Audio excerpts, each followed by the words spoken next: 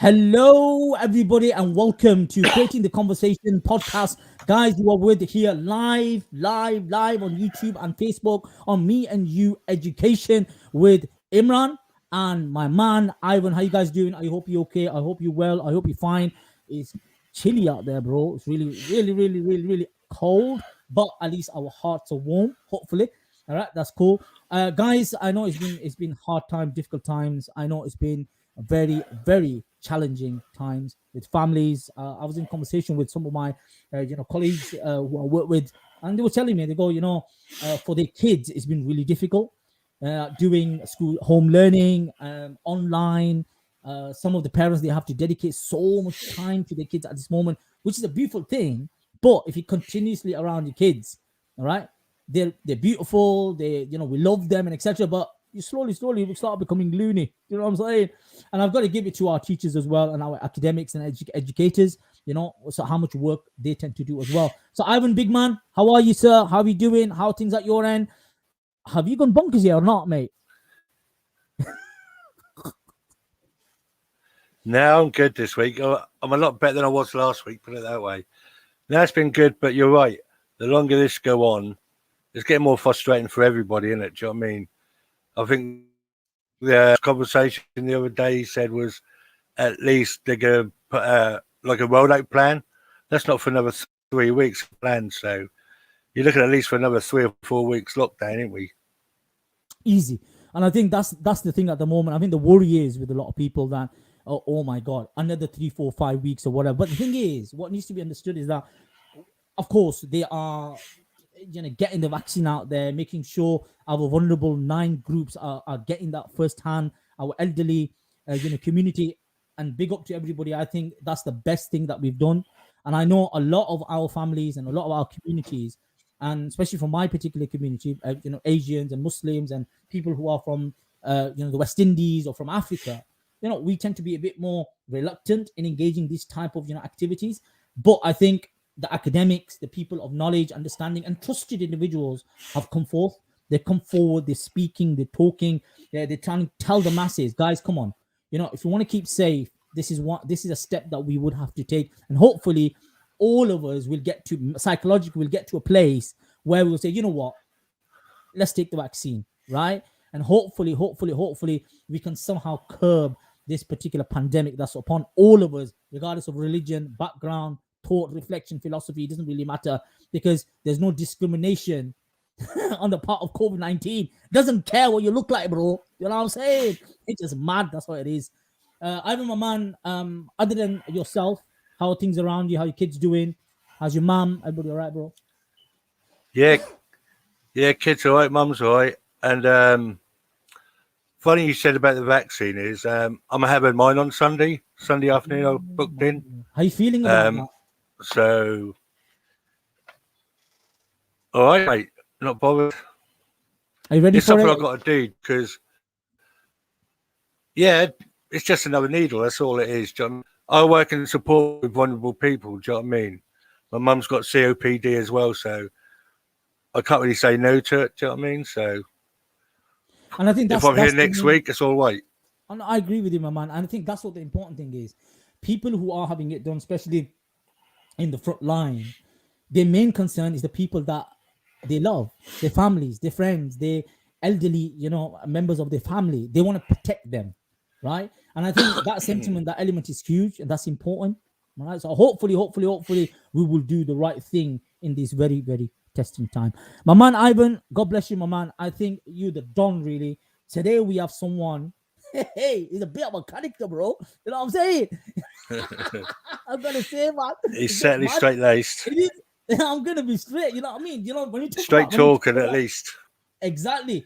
I'm gonna say, when you said that this guy is from the real essence of America, I had a bit of a chat with him. And I'm like, he really is, man.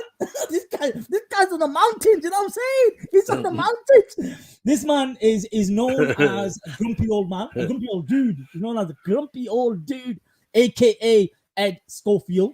Guys, everybody, it's going to be fascinating conversation today. Like we have had a number of our guests in the past as well. Akeisha came up last week. We had Jeff up last week. from a particular far-right organization.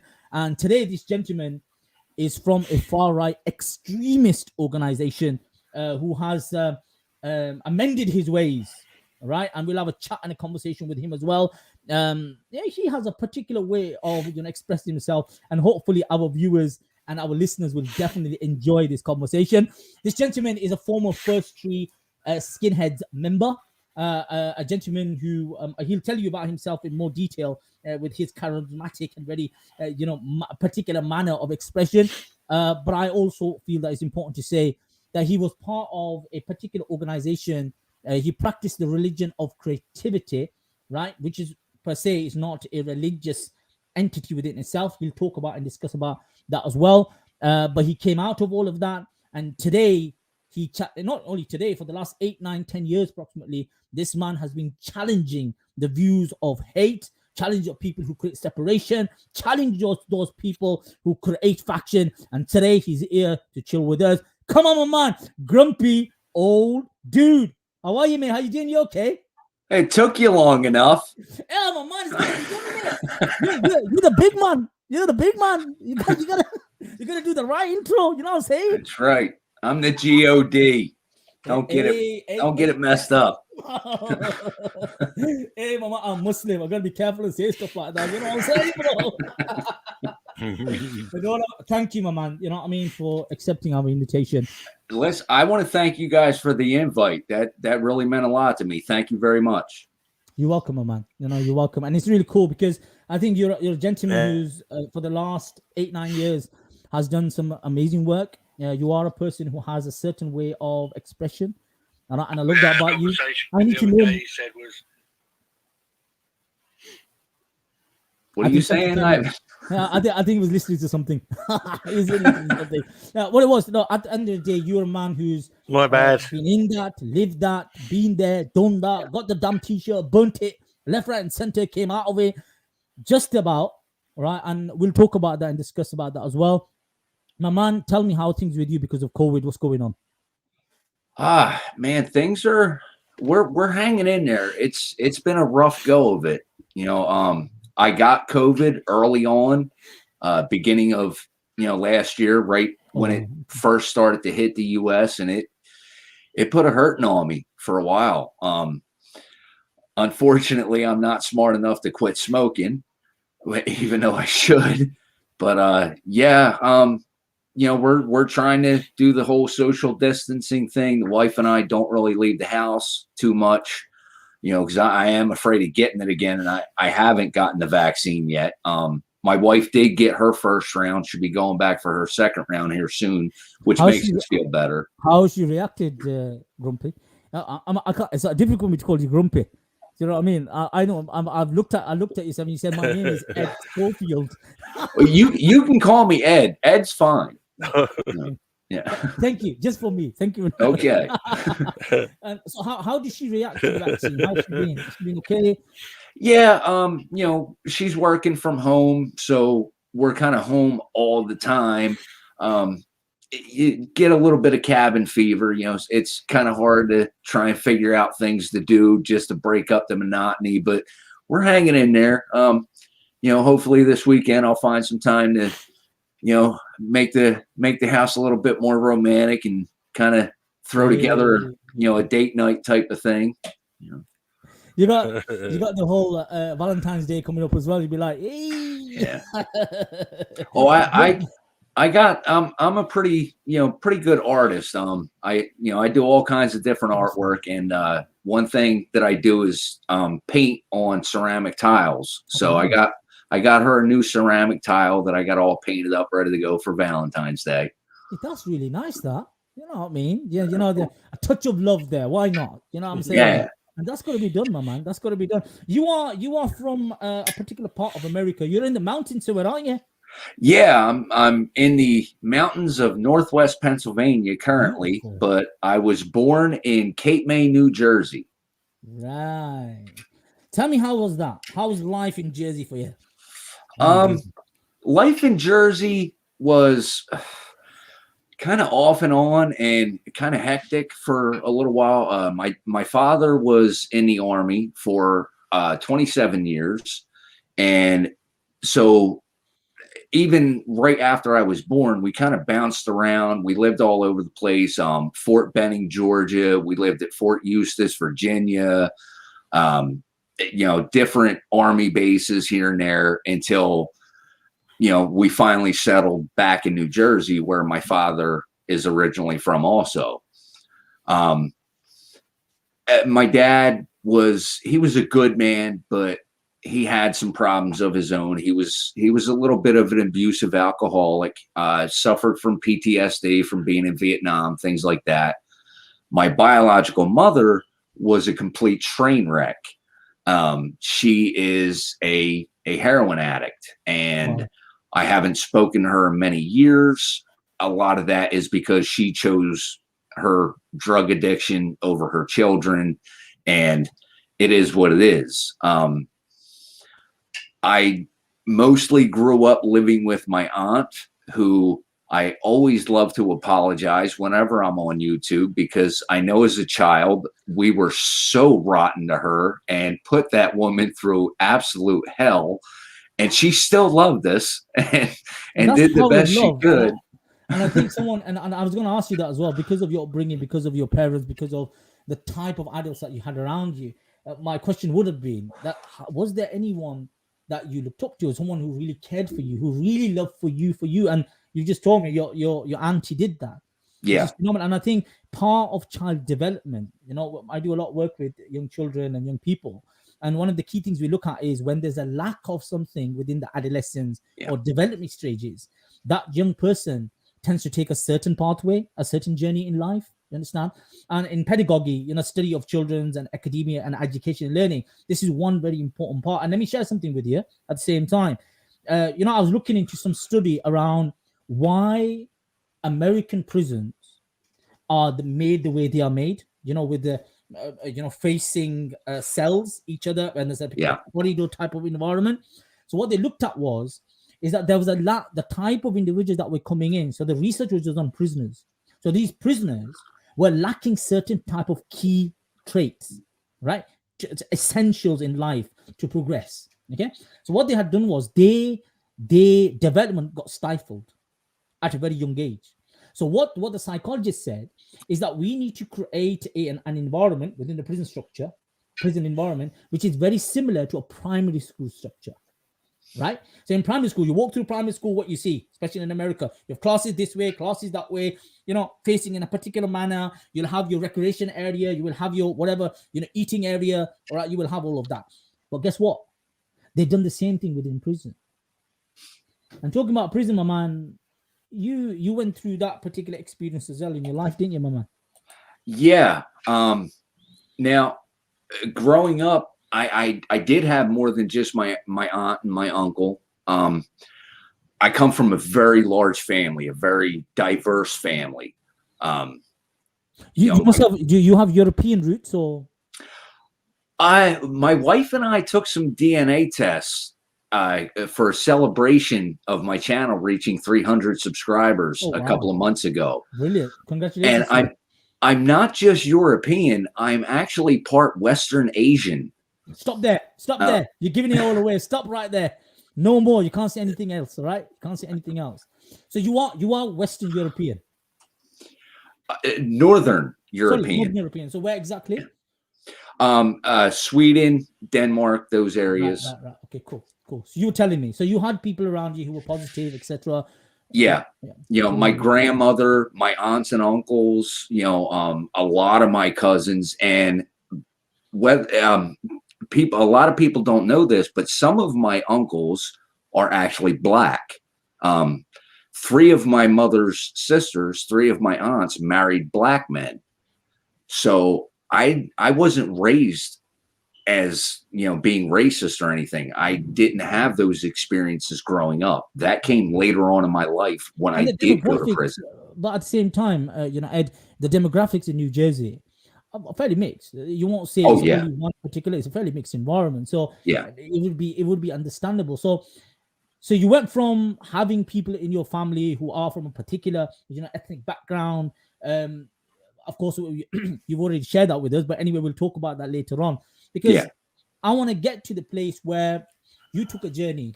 You were in a situation or circumstances. I don't know what type of activities you got into, but you affiliated yourself when you got into the penitentiary.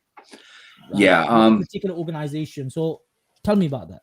Make it real quick. I was 19 years old. I got into an altercation with someone who pulled the knife on me, and unfortunately, I took this person's life. And because of my martial arts background and training, the jury in my case found me guilty of first-degree involuntary homicide. Wow. And they sentenced me to 30 years in prison. I spent 12 years, 7 months, and 19 days incarcerated, and before I was released on an appeal. The federal courts granted me the right to self-defense and overturned my conviction. Is that because of your license of the the martial arts license that you have? Yeah. The jury decided to side with the prosecutor and say I should have been able to disarm this person without harming them. They didn't take into effect, what they would do in the heat of the moment.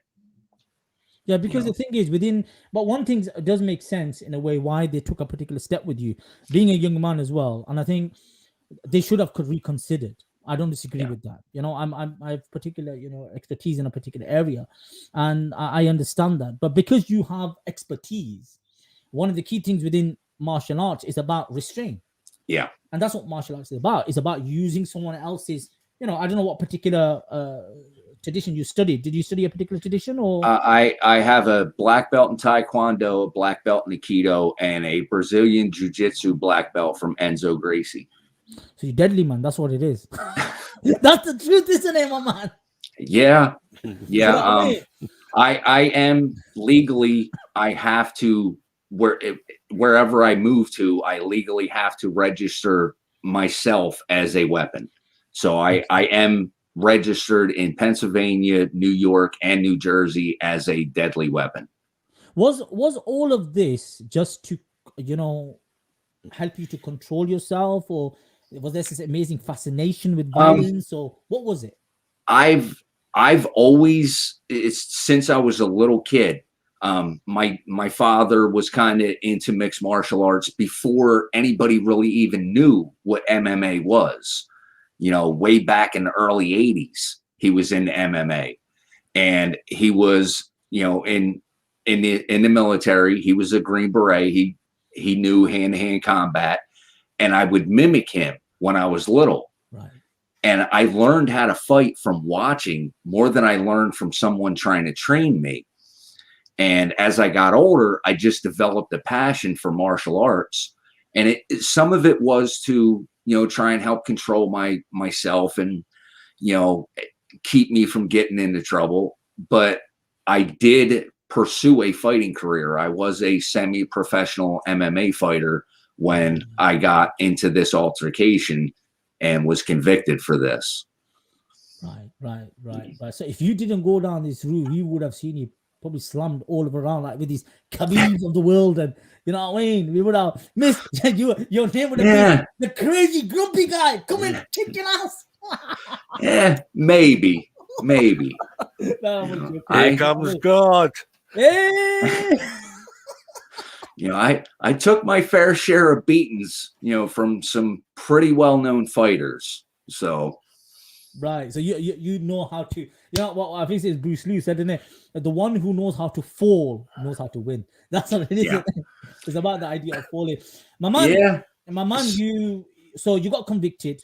Yeah. Right? Under the circumstances, you treated about 12. You said about 12 years, 7 months, and whatever days they were. Yeah. Which in itself, for a young person, who was in his late teens, right, still coming into the world, not 100% sure about the world, and etc. You must have been fresh for picking. Not really. I made it quickly known that I'm not a victim. People found out real quick that if I can't beat you with my hands, I will find something sharp. Right. And, I kind of got a reputation before I even made it to the prison system. When I was still just in the county jail, word got out like, hey, that young white kid over there, don't mess with him. He'll hurt you. You know, when I did get to the state prison system, and it wasn't just my skills either. It was the fact that I was so angry that I had been convicted of this. Right. You know, I was so mad that these people said I did something wrong. And in my mind, I didn't do anything wrong. I was defending myself, and I had a right to do that. So a lot of it was anger. And if somebody just made one little mistake and tried to, you know, pressure me or intimidate me, there wasn't any talking. It was straight to go time, and I was hurting somebody. Yeah. Dialogue was the most furthest thing from you. You said, I'm going to smack you one first, mate. Oh, yeah. Do you know what I mean? And that's very, sadly, in the world that we live in, we have forgotten the art of dialogue. Yeah. The art of disagreement and discussion and conversation. And I think that's a big, massive area, all right, of human development that we've suddenly said, no, I'm not. And that's a problem. And sadly, you know, on the streets, you know, this thing about the survival of the fittest or whatever it is. I'm gonna put you down, right? I'm gonna smack you down. I'm gonna shoot you. I'm gonna stab you. I'm gonna do whatever before I even utter a single word. And which is a really deadly thing, I think, as human beings. Yeah. De-escalating things is a dying art form. And looking at that, you know, looking at content, we'll come back to exactly that point. But as we're talking about America, and you are an American through and throughout, my man, right? And there's been a 4-year blip that took place. You know what I'm saying? And we're talking about de-escalation of situation. This man did something completely different. Oh, he fueled the fire. You know what I'm saying? Ramped it up. So how was that then? Because that must have been mad, wasn't it? Yeah, it's been crazy over here. The last year has been the worst, I think, in my opinion. You know, it built and built and built, and then, like I said, these past 12 months have just been completely out of control. You know, we're living in some scary times in the U.S. right now. You know, and people need to stop fighting. You know, it just, I know it's hard, but stop going at each other, sit down, take a breath, and have a talk, because it's going to explode. So you need to dial it back on both sides. See, Ed, now what you've just said there, imagine the people that are doing this, who are in the late teens, who are followers. They're not ideologues themselves. Yeah. Right? They're angry, they're frustrated. They are you when you were in your early 20s. Yeah. You were in prison. You had gone through that particular experience, right? These are the people that this particular individual was trying to, you know, create this particular environment with, create this hate and movement and etc. That's what he did. Now, at that time, my man, this is why I'm touching on this. At that time, would it have been possible for someone to have a chat with you by sitting down? Hey, Ed, come here. I want a bit of a chat with you before you go all loony. Yeah, I think it would have been. Right. Part of the problem was I was the only person in my family that had ever been to actual prison. Right. And people in my family didn't know how to react to that. You know, it's not that they ignored me or forgot about me. They just didn't know how to approach the situation, and they kind of started to, you know, stop writing me. You know, they wouldn't come to see me because they didn't know how to handle that environment. And I'm not blaming them for anything. I'm not saying that it's their fault that I got into the extremist mindset that I did. But if someone would have given them the education that I'm trying to give to others now, they might have been able to intervene. Or at least to give you another narrative. Yeah. Because the problem is, like in some of the work that we do here within our penitentiaries or jails that we have, or prisons that we have, one of the amazing things is that the support and help, all right? Families, they call them partners of prisoners, all right? So POPs, for example. Or we have organizations here which give help and support to families. So, particular departments in prisons, they'll call up the family or the partner or the kids or the parents and to give them support, to give them understanding of what prison is. Yeah. Right? And because Britain is in a very weird place because we straddle between two systems. We straddle between a prison system which is based upon punishment, which is American system, but we also straddle with our leg also in the European model, which is about rehabilitation. Yeah. So our rehabilitative aspect gives support to the family, gives help to the family, makes them understand what the procedures and policies are. Whereas the other side, which we can become very harsh over sometimes, and it's understandable sometimes because some of the horrific acts that have been done. But in your case in America, like you said, because that had been your support mechanism had been taken away from you. Not their fault. Of course it's not. Because they don't know anything different. Suddenly their son, their brother, their friend, their lover, their whoever has been slammed into prison. There's no one calling up and telling them, do you want some help or support with this? Boom, what do you do? What do you do? So I get that. I respect that what you said. So you're in that state. You don't have your family. You don't have a counter narrative. You don't have someone else speaking to you, maybe giving you some sanity. Ed, what happens? Well, I had some run-ins with extremist groups, particularly the Black Hebrew Israelites and the Nation of Islam. Right. Were the first two groups that I had encountered in prison. And I didn't know anything about groups like this. And they were attacking me simply because I'm white. Yes. And that brought me to a point to where I decided, okay, I'm going to fight back. I'm not just going to be a victim. I'm in prison. If you show weakness, you're going to get done in here. And myself and some other people, a couple of guys that I grew up with, formed our own prison gang known as State Prison Skinheads. Right. And we reached out to some older people from bigger organizations, namely Aryan Nations. And we asked them to give us backing to do this, which they did. And that was the beginning of my 20-year journey through a life of hate. See, this is what I'm hearing. This is what I can hear from you. You weren't coming from a white supremacist background. You weren't coming from an extreme background. You weren't coming from a mindset of them and us. You were not coming from a background of where I'm white and I'm right. You know what I'm saying? Yeah. Your situation, and I'm going to bring Ivan into this as well, because there's something that Ivan always emphasizes. Ivan, my man, I want you to share with me, which is very similar to what Eddie's saying here as well, is how you got into the EDL. Because a lot of people think because you've been listening to particular people, white supremacists or whatever it is, that's how you got into this.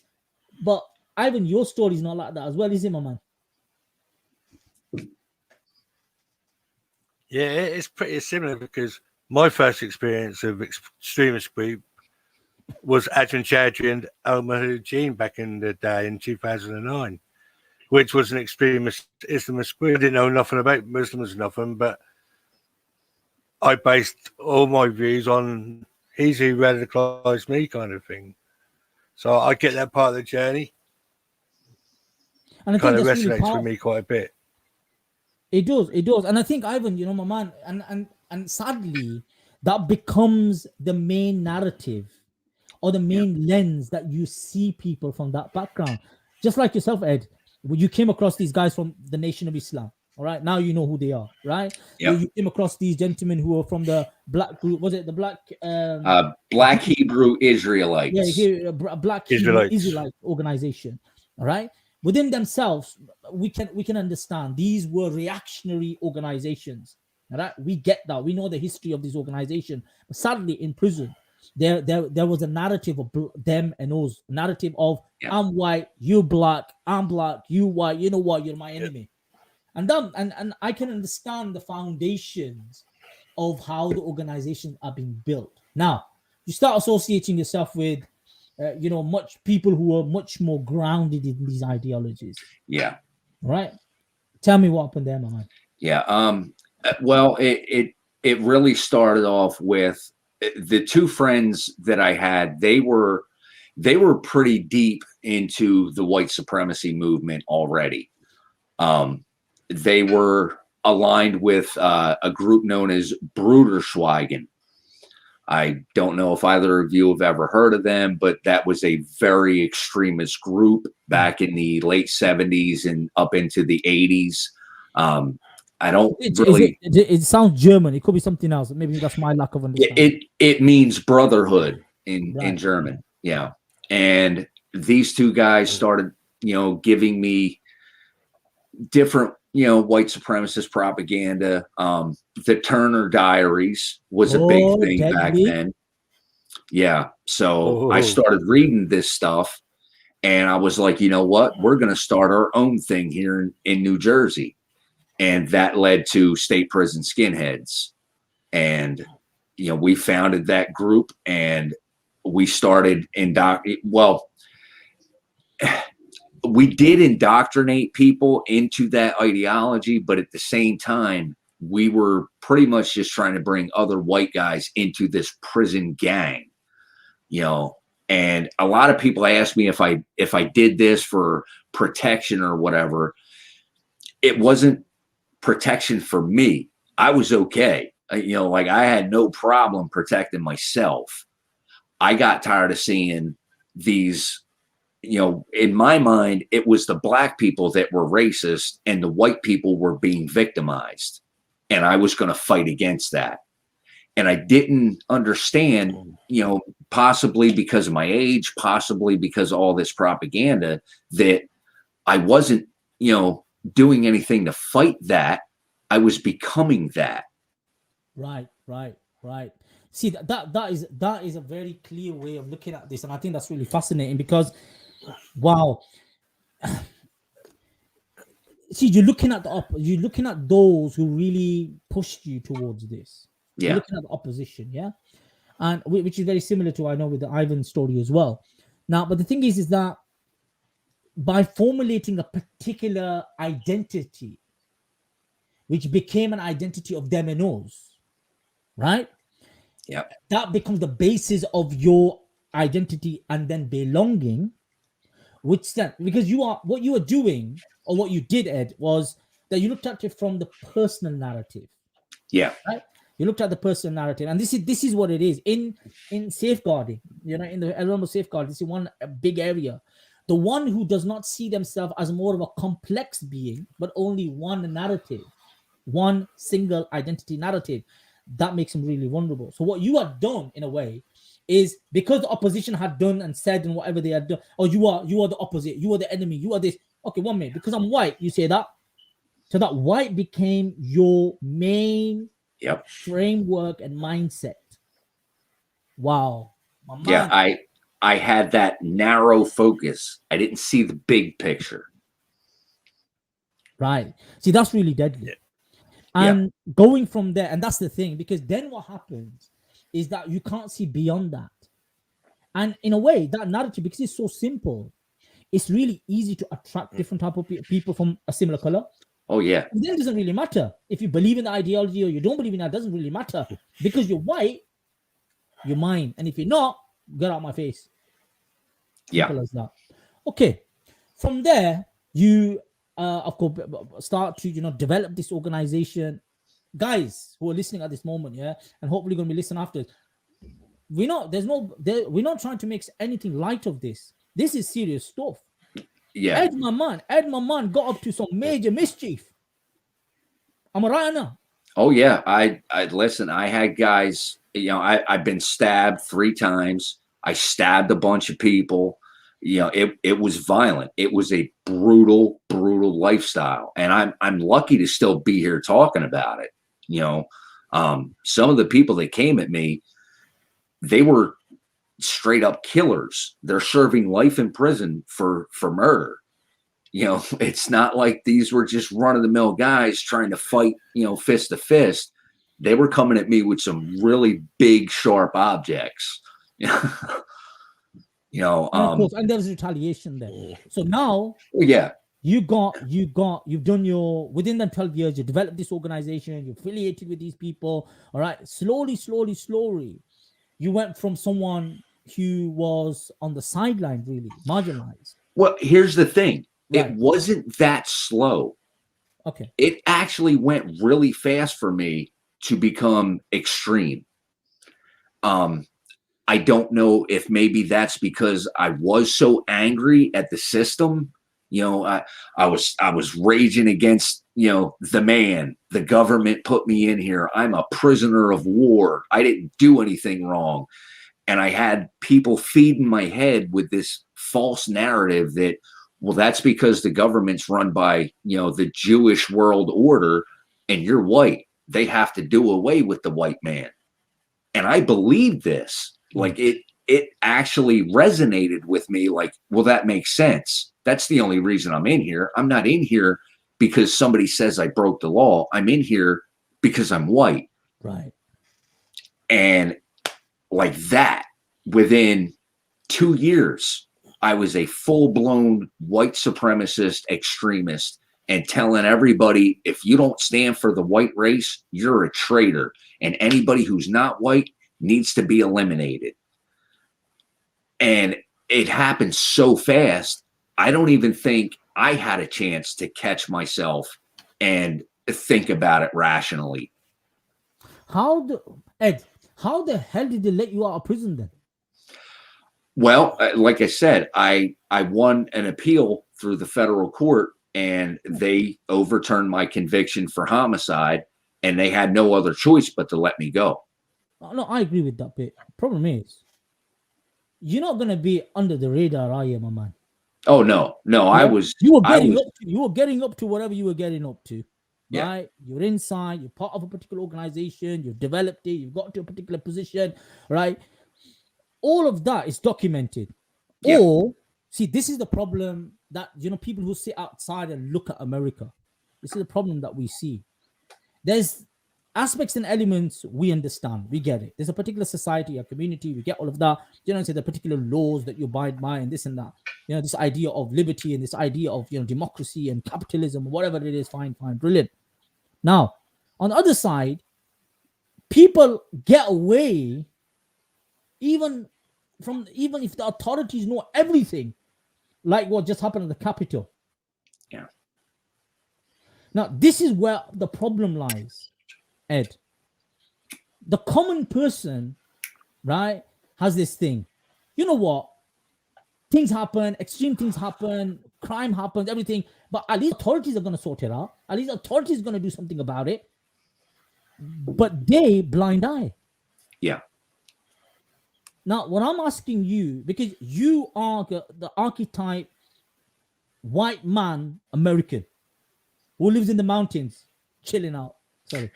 Now, who does that? Now, see, if the authorities, if the structure, if the organization, if the government is letting people get away with this crap, how come change can happen?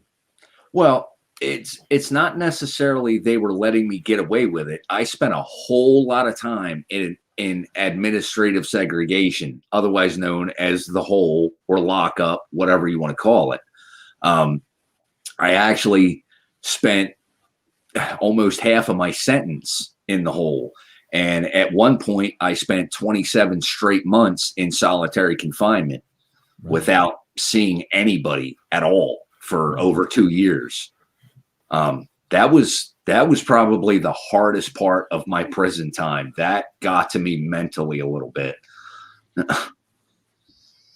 that would do. Do, I think. But within our penitentiary structure, within our prison system, right, we do have the people who are naughty inside. It impacts the sentence. Yeah, see, the problem with the United States is every state is different. In some states, that will impact your sentence. And right, yeah. In New Jersey, as long as you don't kill anybody or permanently injure somebody for the rest of their life, you're probably not going to get more time. You're going to lose, some of your good time and things like that, but you're not going to have to go to court for anything and get more time tacked on. Right. So it's a slightly different type of structure, right? Yeah. Within those, if you're naughty, there are sanctions, mate. Yeah. You know what I mean? And I think that's why there's always an issue around this. I know within the black community, within certain ethnic communities in America, see, they see it differently. They go, 1 minute, we do the same thing and we get slammed 10 times over, bro. And because of this whole BLM movement that has occurred and all that situation, circumstances, that is what I'm saying is it does make it very difficult, very, very difficult. And I only touch on this because you were saying yourself, I wasn't being nice inside, was I? No. You know what I mean? Fine. What they overturned and etc. was regarding the murder of this particular individuals, all right, etc. Sorted. But you were getting up to a lot of mischief. So anyway, you're there. You've done this. You've created this. You've made this. Right? It's you've got the badge. You've got the label. Right? And I know Ivan wants to say something to you, my man. Yeah. Hit him! Come on.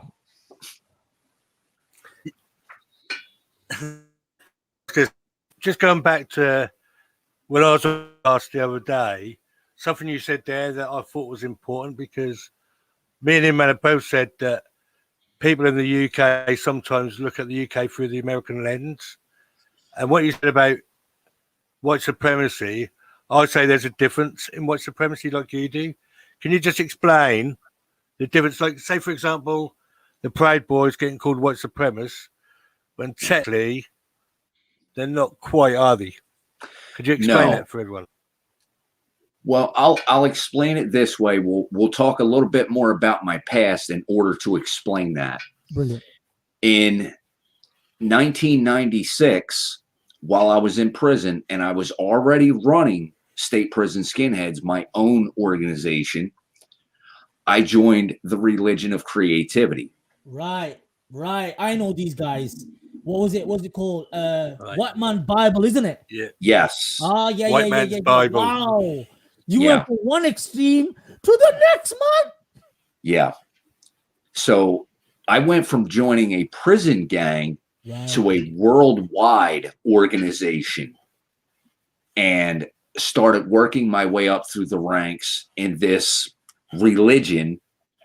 It's more of a cult than anything.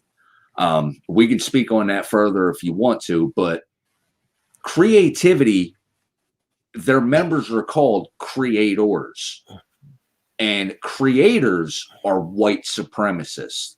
They want to eliminate every other ethnicity. If you're not white, you need to disappear. Whereas the Proud Boys, they are extremists. They are far-right extremists. They are Western chauvinists. And contrary to what some so-called formers are trying to put out on social media, Western chauvinist does not equal white supremacy. Western chauvinist just means if you come from America, Canada, the UK, Australia, no matter what color or ethnicity your skin is, if you believe in Christian values and Western colonization, they will accept you. They don't care what color you are. They're not white supremacists. White supremacists, you have to be white, or else you can't be a white supremacist, because real white supremacists will try and kill you. So white supremacist will kill you physically. They want to annihilate you, remove you as an individual, as a human being. Yeah. But these guys were known as the Proud Boys. Yeah. They will not kill you. They will not eradicate you as a person, but they will remove your self, your identity, your belonging. Yeah. So they will, in other words, they will annihilate your culture, your background, your religion, your ideology, your philosophy. You become me. I don't give a damn what color you are. You become a Christian. You become, chauvinistic, whatever. Yeah, you believe in capitalism and follow Western ideas and Western thoughts, or we're gonna get rid of you. But a simpleton like me, Ed, my man, gotta be blunt. On one side, I get it. You got the loonies who want to kill me. On the side, I got loonies who want to remove my religion, remove my skin, my culture, my ethnicity, my background. For me, they're both the problem. Oh yeah, no, there's no doubt they're both the problem. But when you call the Proud Boys white supremacists, it's easy for them to debunk that. And when they can debunk that, it makes you look like a liar. And when you look like the liar, it's easy for them to tell people they want to recruit, see how dishonest they are. And then they gain more power. They indoctrinate these people into these groups because they're disproving a lie. That's the key point, I think. And I think that's a very crucial point. Because for a person like me, both are the problem. Yeah. One or the other, I'm done. I'm finished. I don't really exist. My culture, my background, my thought, my reflection, my ideology, my philosophy, boom, out of the bloody window. Right? Yeah. But you're right. On the other side, especially for those probably vulnerable communities, white communities probably, who are marginalized, who are economically not doing that well, probably. They call it the backbone of America itself, or anywhere around the world, really. But we're talking about the backbone of America. It's easy for them to be attracted, easily for them to be groomed, to be radicalized with the likes of this organization, the Proud Boys, because they could simply say, "Yeah, well, a minute, I don't want to kill this, that, whatever. This is my Central American accent." I tried it there, but anyway, I'll bring you back to my English one. But it's not that. I just want you to become a westernized individual, and that's what I care. And of course, you're right. They're telling these people, we're not white supremacists. We just want to keep our American culture. We want to have our freedom of speech and our freedom to carry guns and our freedom to do whatever. And if you're going to call a group of white supremacists, at least make sure the leader of that group is white. It kind of helps just a little bit. I'm just saying, they are dangerous though. And the only way we can defeat these bad ideas is through honesty. Yes. If you're not open and honest, you're never going to win this battle. You've just thrown some big bars here, you know what I'm saying? And that's really cool because it clarifies certain things as well. Because within our cultures, right, from our ethnicities and backgrounds and religions and faiths and etc., right, that's what we see. Yeah. But there's an internal battle within the white community, right? It is for, and this is a difficult thing. And I have to admit this, within all societies and communities, there's always an internal struggle. I get that. But sadly, within America, within certain communities, especially when they become very nationalistic, patriotic, all right, it makes it really, really difficult. Especially if people like this are saying, listen, it's not about white, but it's about the ideology and philosophy. Yeah. Then you get more people who join with you, right? Who have similar way of thinking. And you're right, it strengthens the final bottom line concept of domination and taking over the world. My man, you've hit it hard, bro. Yeah, and another part of the problem is people throwing around those words. I just got another white supremacy. Go ahead. Right. So far we're ahead how you got involved in a little bit what you've done. What was your epiphany moment that made you think, hang on, maybe this song for me now? My epiphany moment. We all kind of have one. Do you know what I mean? As a form. Yeah. Do you know what I mean? The beginning of my epiphany moment was an older gentleman in prison. I was in Rahway State Prison, which I think is now known as East Jersey State Prison. And an older gentleman said, "Hey, kid, I got something I want you to read now." And he handed me some books. And I can't remember who wrote these books. You know, it was a long, long time ago, and I'm an old dude. But one of them was a biology book, and one of them was a book on genetics.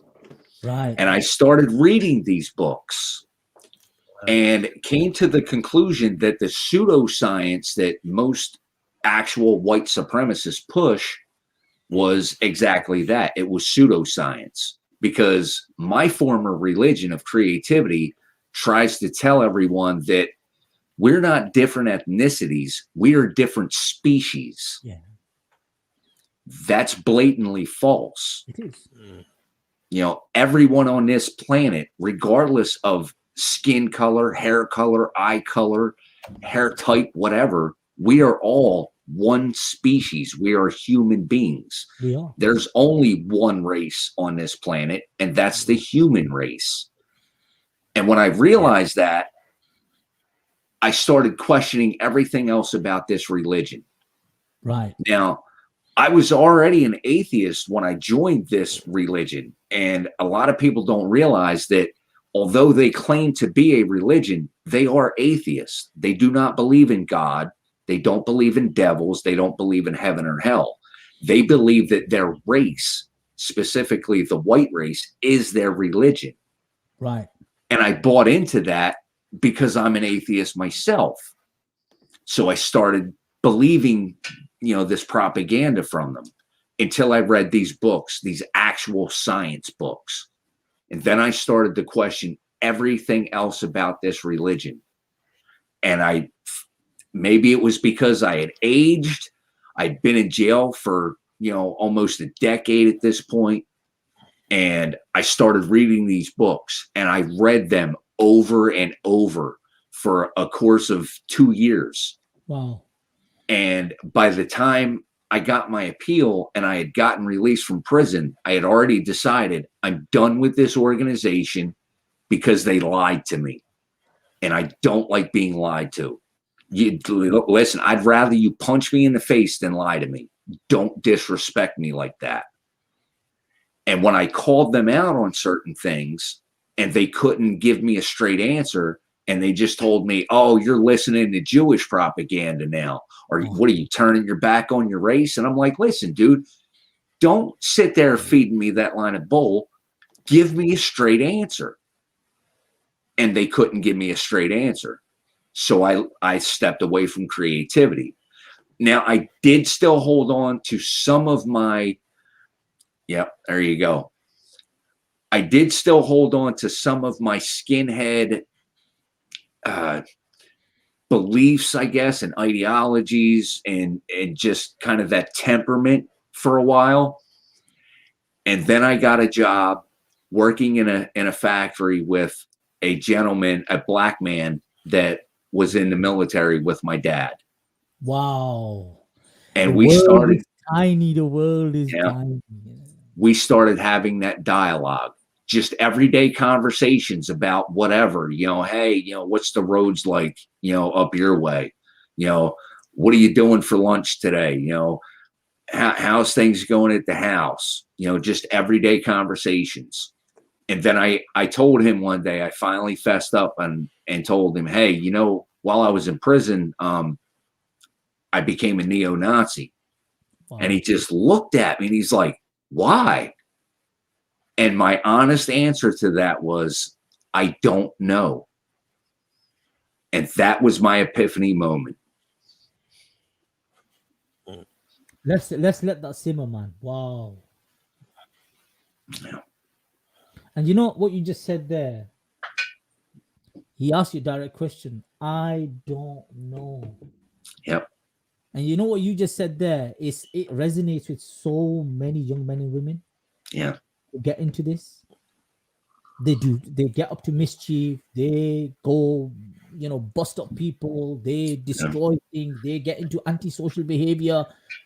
And once they're alone, Once all of that, whatever they've done is stripped away from them, you ask them, how the hell did it all start? I don't know. This is Yep. completely lost. And I want to bring this image up, my man. And this is something that we use within the organization, me and you education, as a counter narrative. The image that you see is of an individual, right, who's known as Cheddarman. Cheddarman was found in Somerset, a place called Cheddar Gorge, right? And it's the remains of a man, or is remains of 1903. one of the 1903, that's right, my man. They found these remains, but his remains are nearly 10,000 years old. So they did just like yourself, Ed. All right, you looked into genetics, you looked into DNA, you looked into all of that, which became the counter narrative to your ideology, your views, and your concepts. Now, what this is exactly that. So what we do, if I just pull this out, if you give me 1 second, if I pull this out, look what we do. You see that? So we ask a direct question. And the question is, would you class this person as a typical Englishman? And I'm telling you now, 99% of the time, they can't. Because they have a certain narrative, they have a certain view. You got to be white, you got to have a particular hair color, you got to be blue-eyed or lighter color hair, eyes or whatever it is, just because of the pigment. And guess what? Nearly 10% of English white people find their connection with this dark-skinned, blue-eyed, curly, black-haired ancestor. Yeah.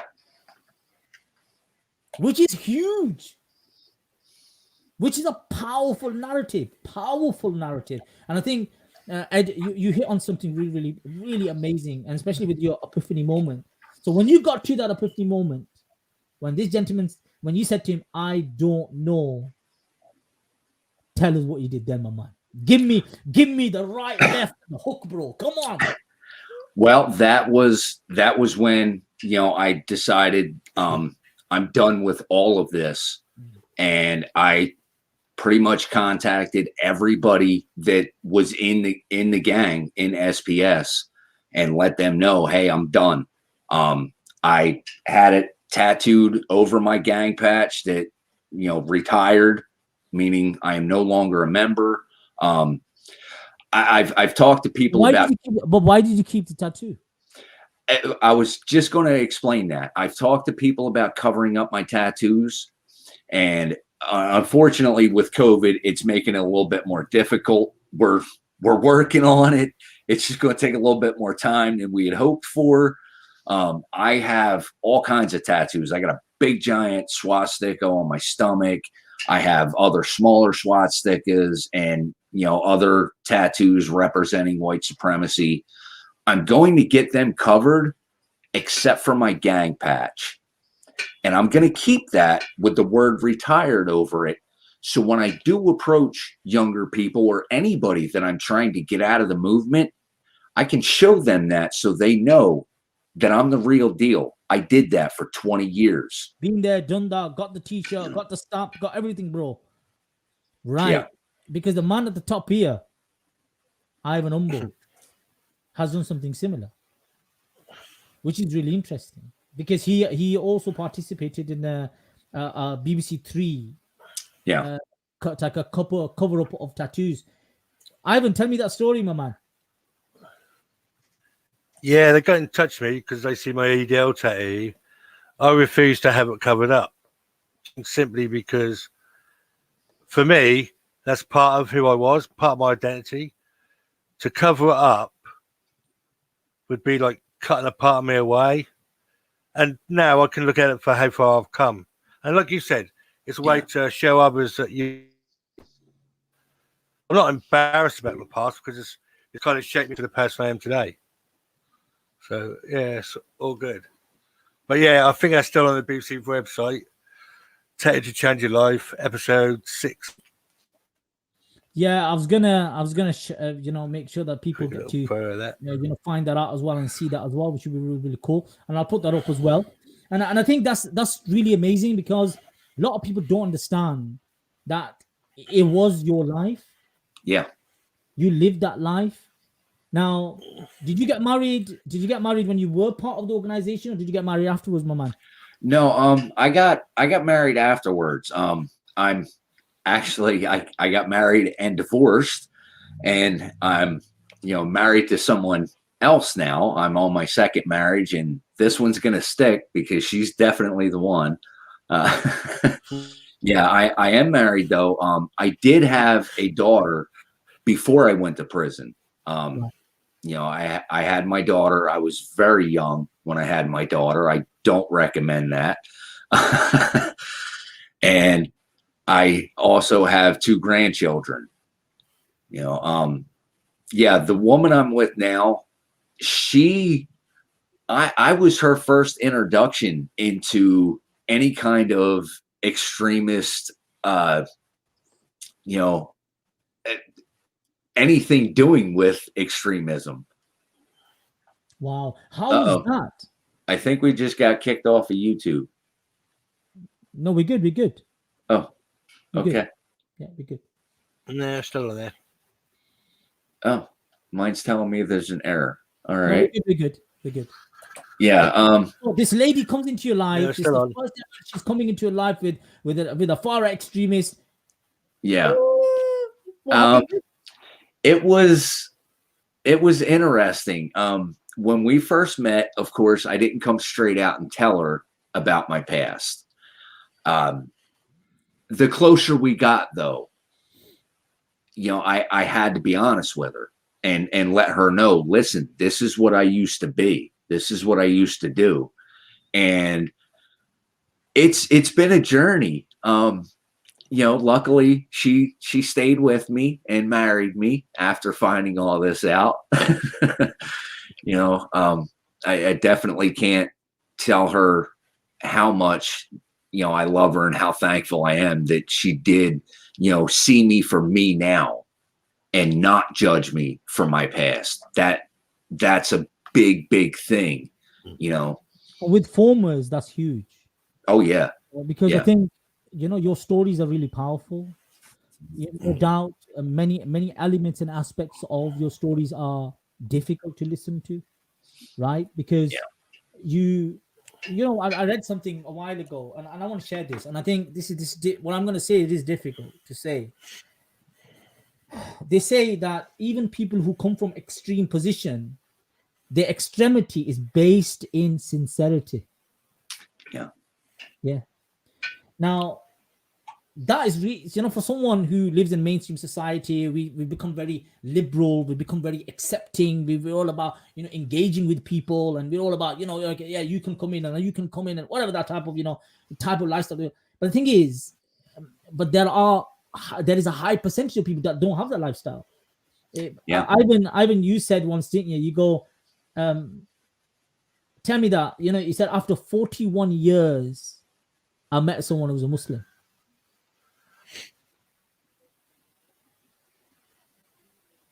Hello? It was 41 years. Well, it was 41 years, the first one that I'd knowingly interacted with. Do you know what I mean? Or the first one that I saw a label with, probably. Do you know what I mean? And I think that's really powerful because a lot of people don't understand that aspect and element, right? Yeah. So you are in your world, you're in your nucleus, you're in your whatever, and that's all you know. And then for someone, and in your case, your missus, to look beyond that and to see the mushy, the soft human inside, and then to accept that. And let's get this straight. You're saying you're plastered with this. It's not that it's not there, it's there. Because she's not from that background. She doesn't have, nothing like that. And of course, you told us you got a child as well, you know what I mean? And then you're a granddad as well. You're a family man. You're people who love you, who care for you. And my man, I want you to tell us, because I know we could talk for hours and hours with you, because you're the type of character who genuinely sees things in a very sincere clarity. Yeah. And especially when you've been burnt, right? You want to scream, "Hey, don't go close to that, that's gonna burn you." Tell me some of the projects that you're doing at the moment and share that with the world, please. Some of the stuff I'm doing now, I do have a YouTube channel, which was my wife's idea. She told me to start a YouTube channel, and I didn't really know what I was doing with it, at first. I kind of, did a couple of little jokey videos and kind of, I am an atheist, so I kind of did some atheist stuff. And then I saw someone else do a video on the creativity movement or World Church of the Creator. And I'm like, really? And I watched this video and I was like, well, that was pretty good, but there's some stuff missing. Right. And then I decided, you know what? I'm going to start debunking hate groups. That's you, isn't it, my man?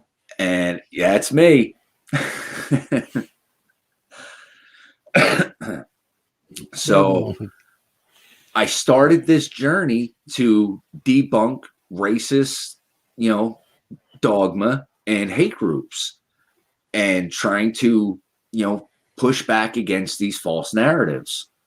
And then it kind of expanded from there to where I have a new show on my channel that Ivan's been on called The Formers. Yes. And it's not just for former extremists, like myself or Ivan. It is for anybody who wants to form a better world for everyone. So I've had, ex-Muslims come on there speaking out against blasphemy laws. I've had someone come on there speaking about mental health issues. I've had Ivan on there and other formers like us, Jeff and Acacia from Beyond Barriers, and Red came on there. Jesse Morton, I'm lining some more people up. I have a lady coming to my channel next week who's a personal friend of mine who is going to speak about what it's like to be the parent of an addicted child. Wow. So yeah, I want to open my channel up for everybody that's trying to do good things, not just, in the field of combating or preventing violent extremism, because part of doing, CVE work or PVE work is looking at mental health and drug addiction and everything else that could possibly lead to these extremist ideas. And would you bring those people who you used to hate? Would you bring someone who's from the Nation of Islam, of course? Yeah, absolutely. The other organization that that had done this. Yeah. I've actually spoken with a couple of people. Hopefully, I don't know how it's going to go. Now, well, here's a good example. I'm an ex-convict. I spent 12 and a half years in prison. I'm not supposed to like corrections officers or police officers. But one of my very good friends through YouTube, Richard Graves, is a corrections officer. And he's a black man. And he's been on my show a couple of times. And me and Richard hit it off. We did some good work together. I think what's going to be really cool if you bring someone on who is from the black mainstream Muslim community, right? From Orthodox background, someone who's from the mainstream. So they're not part of Nation Islam. They're not part of a particular fringe. Are you asking for an invite to my show? Oh, I'm not that person. Why not? Because I'm not American. Well, so what? You don't have to be American. Listen. Listen. No. Wait. I'm not American. My brother, Ivan and I had this discussion. It doesn't matter if you're America. America is not the world. It's one country. The world is bigger than America. What I'm saying, Ed Muhammad, just hear me out. All right, God bless you for that. Hear me out. Look, because your platform is that. Now, this is me. This is me sharing. You know what I mean? And I'm like that. I have that mindset, just like everybody else. One of the key things that the organization works on, because we're English, because we're from Britain, because we're European element, we talk about that narrative from that perspective. And what I've seen, when people from that place, for example, people from America, when they speak, you guys get each other. There are things which are very similar. Your cultures, the type of TV that you watch, and the type of food that you eat. All right, and you do all that, you click. So what I'm saying, all right, it'd be really cool, I think, for someone who's from the black community, right, So that's the first thing that you had an issue with. But secondly, that person is more mainstream Islamic background in this case, because with Trump's whole thing about, oh, we need to bar these people, blah blah blah. Yeah, mate, one minute, cool down. You know what I'm saying? What the hell's wrong with you? Anyway, that's a side issue. But here, so I think that will be really powerful. Personally, that's my view, right? That would be really, really powerful because it is a genuine American experience. Yeah. Think about that. Do you know what I mean? I think it will do wonders. And I'm telling you now, I'll be the first viewer. I'm gonna definitely watch. All right? And I'll be watching and be like, yeah, man, this is it. And this is, in a way, if you think about it, look, myself and Ivan, and of course the organization of Me and You Education, that's the foundation of our organization. The two founders, Mr. Dave Allport and Mr. Irfan Chiste, both of them are from very different backgrounds, right? We deal with some very different people in our lives, okay? Now, but we have chosen to sit on the same platform. We get to know each other, right? We sit, we laugh, we joke, we eat, we drink. You know what I mean? We do all of that. Keeping it halal, bro. Keeping it halal. You know what I mean? But what I'm saying is, we do that, and we've done that purposely. Okay, and we've kept it very British. So when I'm talking, when I'm speaking, people straight away know, oh, we know he's from that region of the country. Yeah, which is really, really hard hitting. Do you know what I mean? For people, they get it. So even though I look like this, even though I have a particular tradition, even though I'm, an educated, I'm an imam, I'm this, I'm that, whatever you want to call me, whatever my titles may be. But ultimately, I am a box standard English lad from a particular part of this country. That's who I am.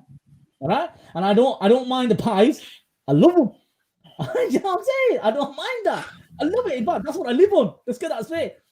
Yeah, my mom's gonna be on my case then. She'll be like, yeah, I'll be making all this food for you. And now you got to fight. No. What I'm saying is that genuine similar, the commonality is really powerful, Ed, my man.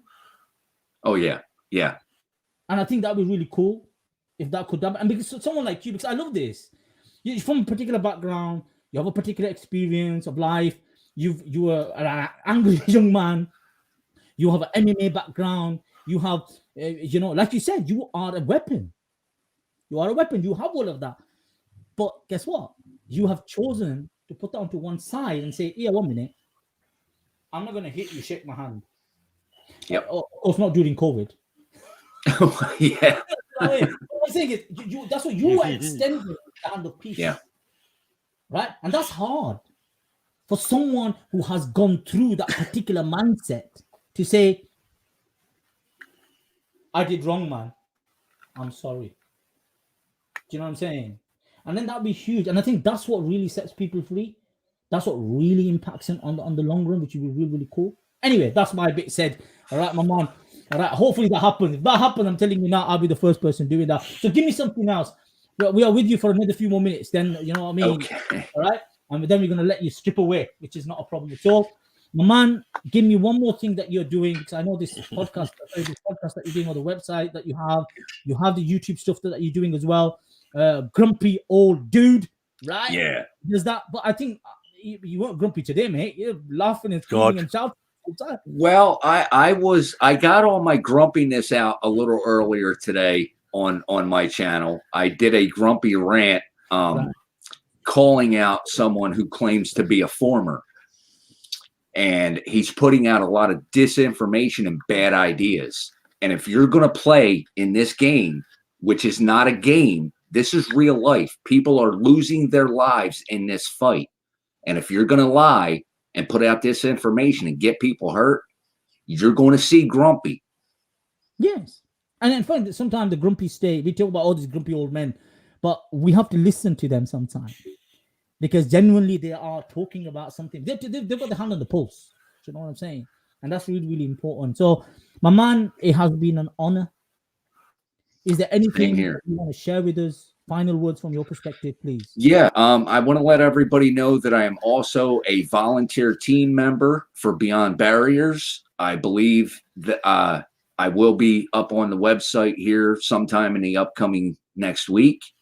So, if you have anybody that's in your family that is in danger of becoming an extremist or talking to these groups or anything like that, there are a lot of places to reach out to for help.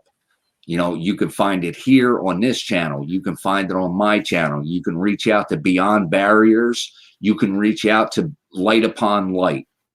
There are plenty of us out there that can give you an idea on how to control this and how to approach it, and hopefully stop somebody from becoming, the extremist that I used to be and living in that dark, lonely world.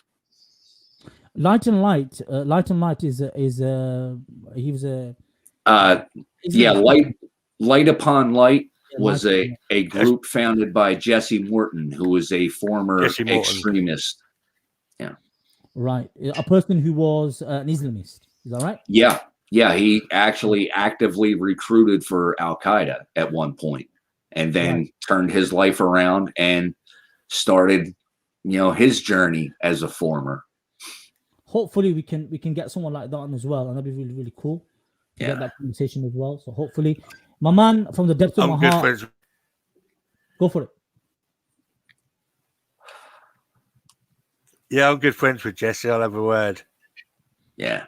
Okay, guys, God bless you. Look after yourself. Everybody who's been listening, big up to all of you.